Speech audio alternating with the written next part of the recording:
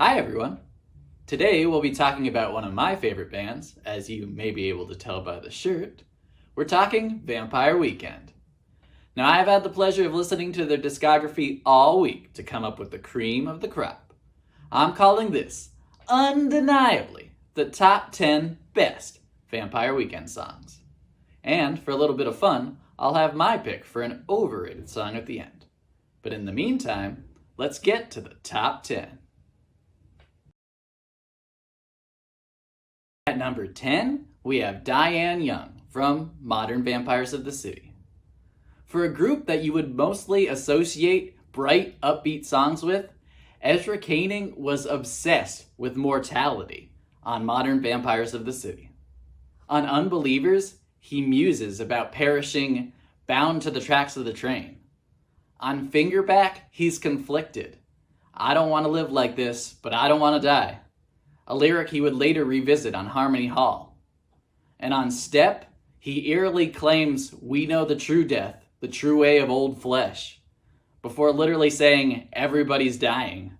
So when the group referred to their third album being darker, it was really talking about their state of minds. Diane Young was released as a double A-side with Step as the introduction to the record. It doesn't take a lot of effort to realize the name is referring to dying young. If dying young won't change your mind. But with the clock ticking, the song is immediate and energetic. While Chris Baio plays bass, Chris Thompson is on drums, and Ezra sings, Rostam Batmanglij plays everything else, from the keyboards to the guitars to the inventive programming featuring those alien-sounding horns. Ezra's vocals are manipulated, shifting its pitch. Baby, baby, baby, baby, right on time. And it lends a goofy charm to distract from its worried lyrics. The anxiety is felt in the runaway drums, the sped-up solos, and the player piano on fire bridge. It would be almost overwhelming if it wasn't such a rush. The black of night might be closing in, but they are making the most of this wild ride, torching a sob like a pile of leaves. At number 9, we have Sympathy from Father of the Bride.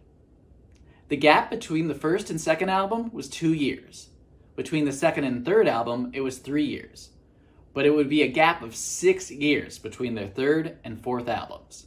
Needless to say, in 6 years' time, a lot had changed for the band personally and for the world at large. The biggest change would be producer, keyboardist, and all-around ace, Rostam Batmanglij, officially leaving the group. Rostam had produced or co-produced all 3 albums up to this point, and as a founding member of the group, had a huge impact on Vampire Weekend's sound. His creative muse was leading him elsewhere, and his departure opened the door for the rest of the band to work with even more collaborators. Going down the collaborative rabbit hole would lead Ezra to work with Kanye West. His work with Ye didn't result in any official releases, but it did inspire Ezra's desire to involve fresh blood in the new album's sessions. Sympathy is even built on a loop that wouldn't be out of place on The Life of Pablo. Ezra called it their most metal song ever for employing a double bass drum pedal. While that's being funny, it's hardly metal. It does have a heavier tone. The song mashes up flamenco guitars, Remain Light warped loops, and Charles Mingus bass in a dense rave-up. The chaotic collage pauses for the refrain. Now we've got that sympathy, what I'm to you, you ought to be, let's go.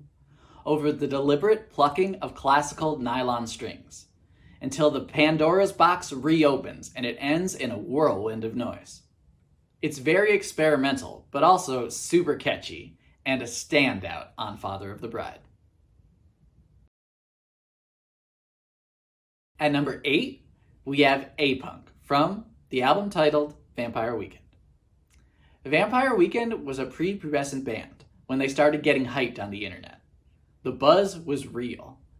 And while the band was hardly a year old, they started touring the US and the UK on blog hype alone. They were photographed for the cover of Spin before their album was even released. In between the tours, they would start recording their debut wherever they could, in 2 different friends' apartments, a barn, a cramped basement, wherever it was that they could get a decent drum sound going.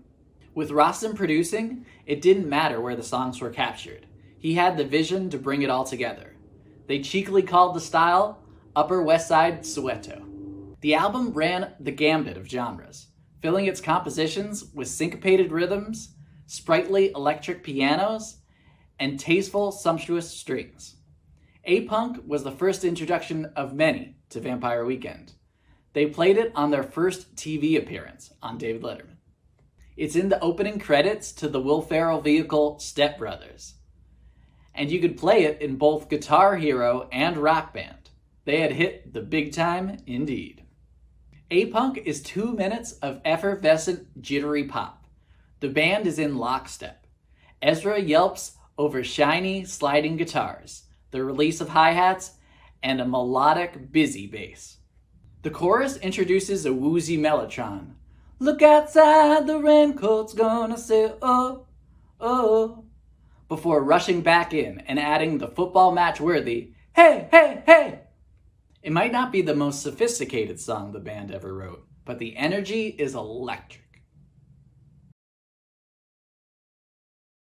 At number 7, we have Sunflower from Father of the Bride.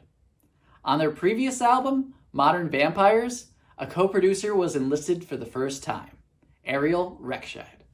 Rechtshaid was a hot producer with a long musical history, including playing in an OC ska band and producing the Plain White T's only hit, Hey There Delilah. His ideas would influence that album, and once Rostam left the group, it was natural to bring Rechtshaid back for the next adventure. The cast would expand to include Rechtshaid's significant other, Danielle Haim, on vocals, and guitar work from the Dirty Projectors' David Longstreth and the Internet's Steve Lacy. Lacy would later say he learned to play guitar by listening to A-Punk. Lacy joins in on lead vocals on Sunflower.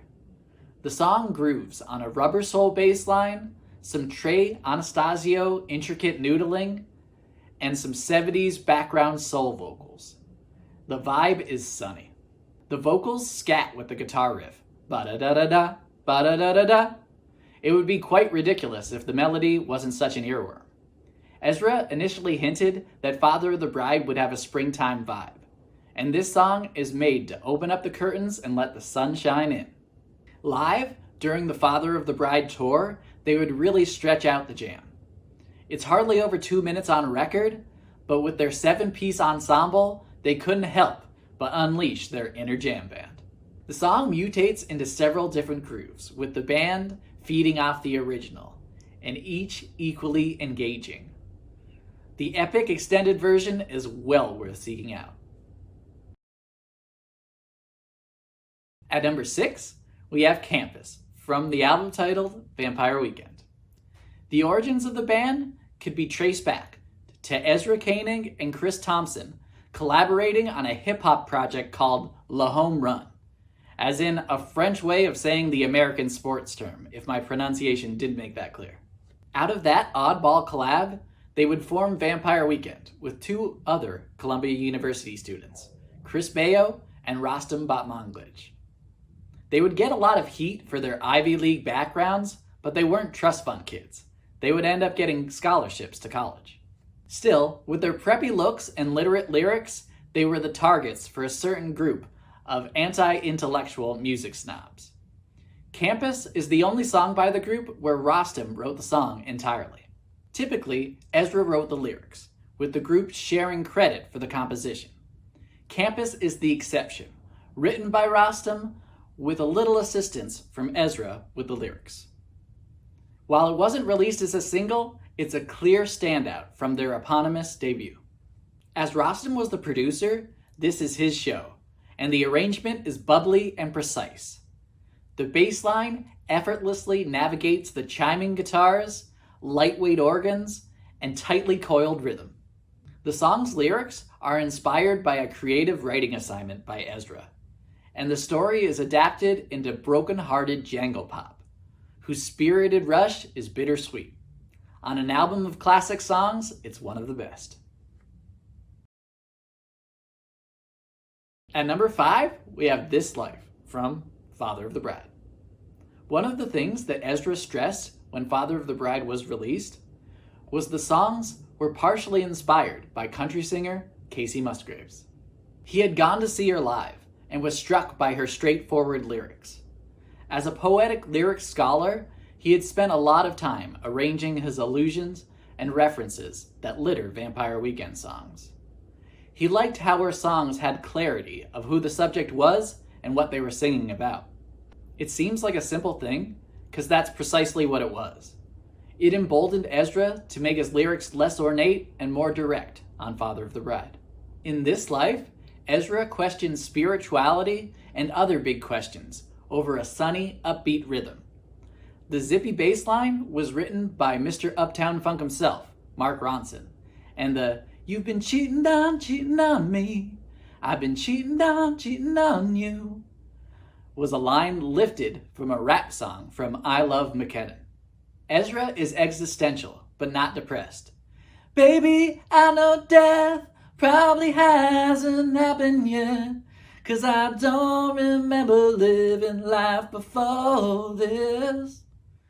The trebly guitars shine, and the claps cheer on the easygoing swing. He sings about pain and suffering, but the feeling is optimistic. Is it really cheating on life if it's this agreeable?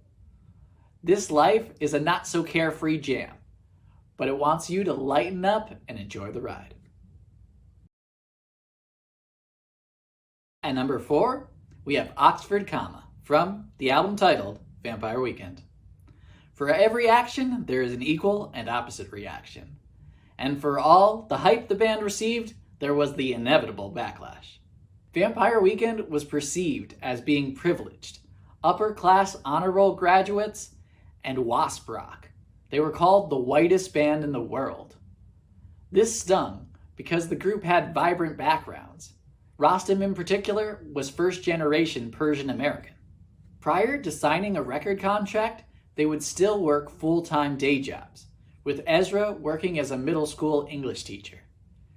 Ezra would take exception to that perception and talked about how he was still paying student loans through their second album. His English teacher bona fides lends itself to talking about the peculiarities of the language itself. Oxford Comma would be what Ezra considers to be the first official Vampire Weekend song that he wrote. While playing the piano, he remembered seeing a Facebook group called Students for the Preservation of the Oxford Comma, and he immediately thought, what is an Oxford Comma? And more importantly, who cares? The song uses the question as a jump-off to a tangent about the empowering feeling of not caring. Lil Jon, he's the king of that. First the window, then it's to the wall. Lil Jon, he always tells the truth. Its TikTok rhythm features featherweight keyboards and hyperliterate lyrics that would be beloved by fans and catnip to the haters. To those with diction dripping with disdain, they were thumbing their noses and throwing caution to the wind.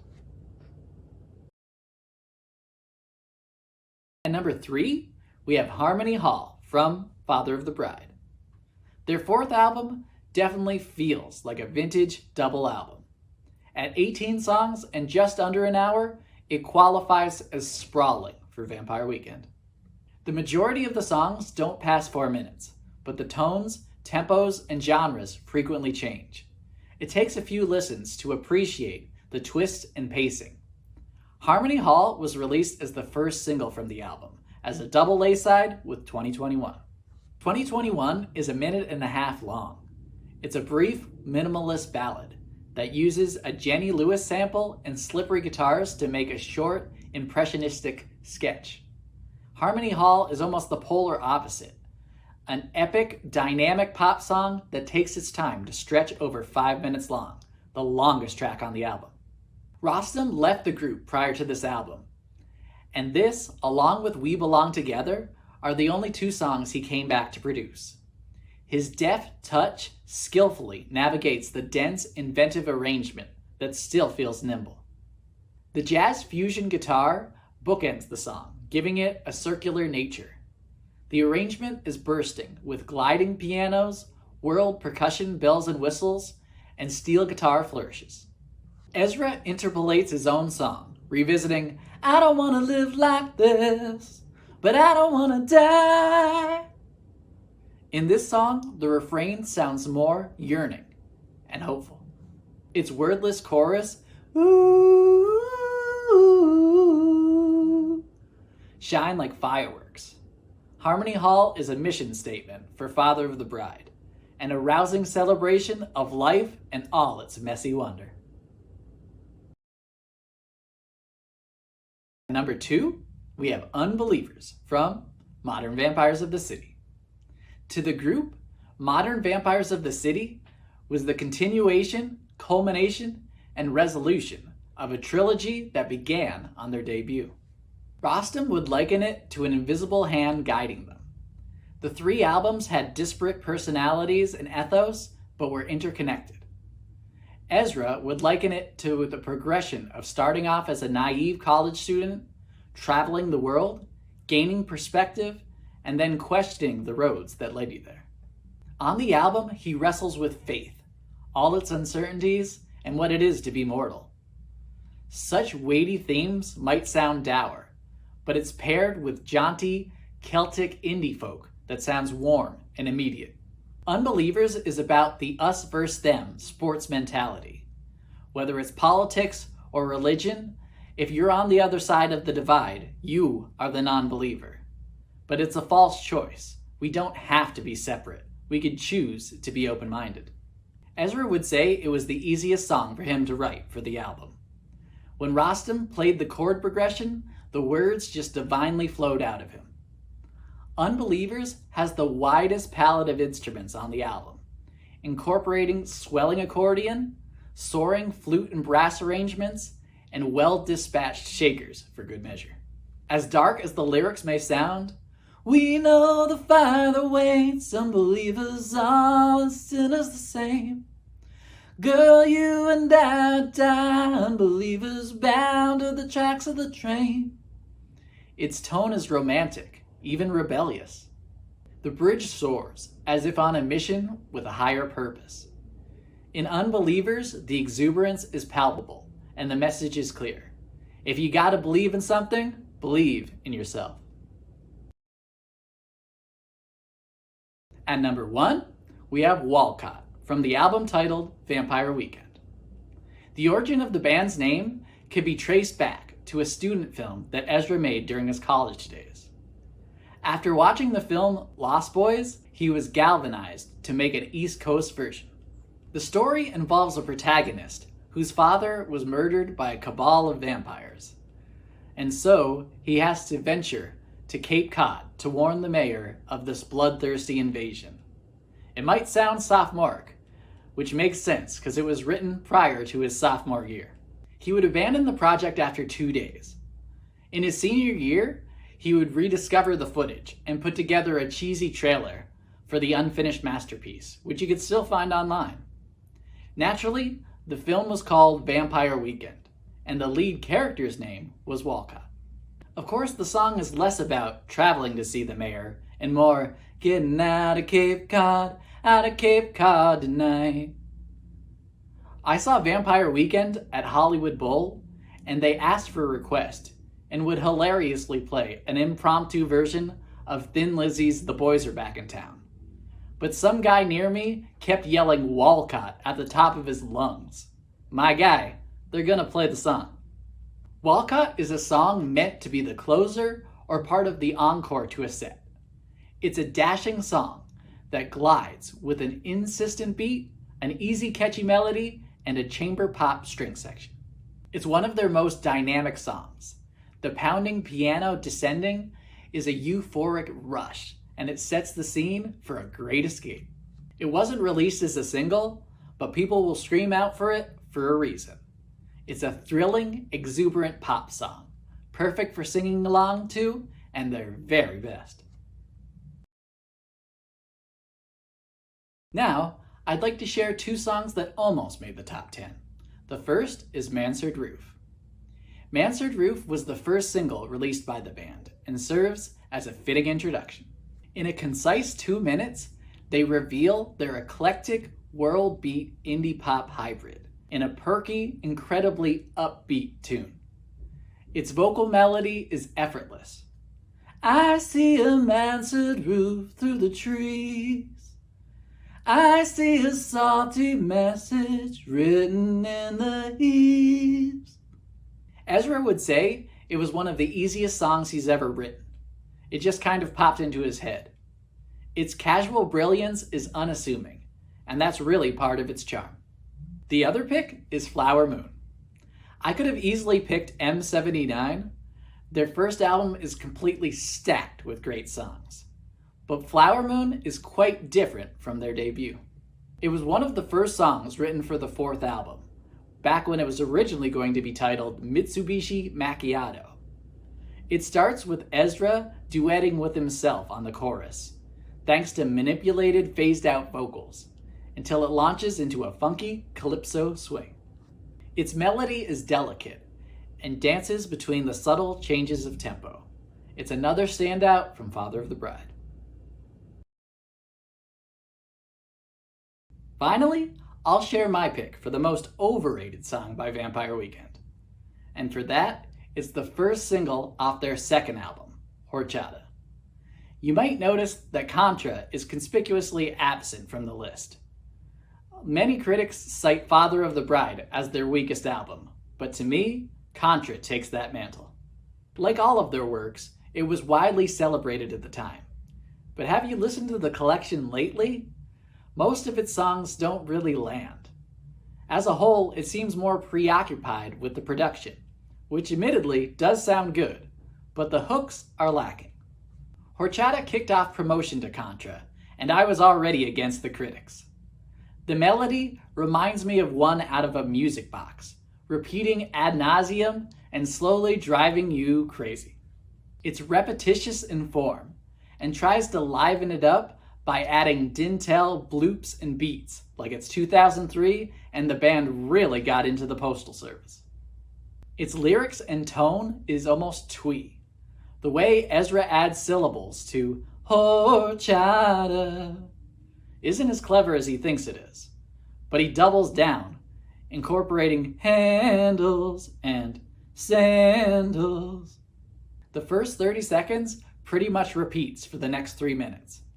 It was a big letdown after the near-perfect debut, and in the scope of their catalog, Horchata is way overrated.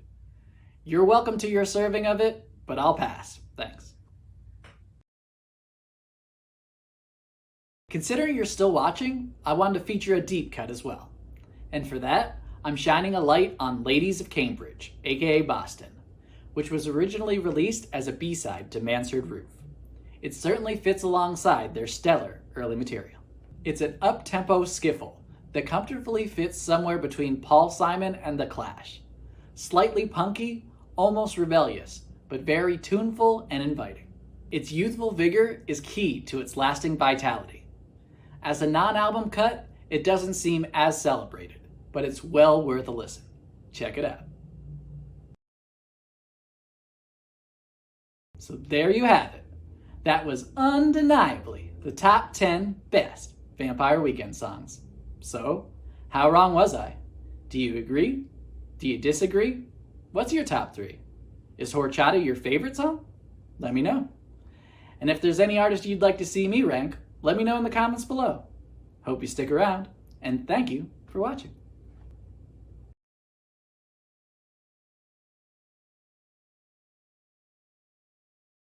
He muses. Okay.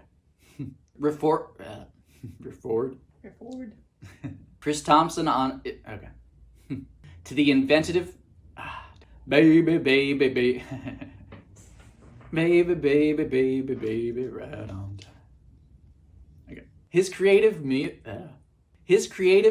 was leaving. Not leaving. Was leaving again. Led. Okay. Ezra's diet. Yep. Was a previous. I knew it. Okay. It was a previous. Called the Steyr. To include Reich. Oh, nope. David from oops. Ezra wrote Ezra wrote the no. Except for some existence and the chaps clear the chaps. Dang it. What chaps? Why are people wearing chaps? Okay. It's an up-tempo skiff. It's an up-tempo. I don't know. That's screwing me. It just sounded like you were just coming up with words off the top of your head at that point. I've been cheating on me. Wait, huh? No, that's not right. You've been cheating. You've been cheating on yourself? Yeah.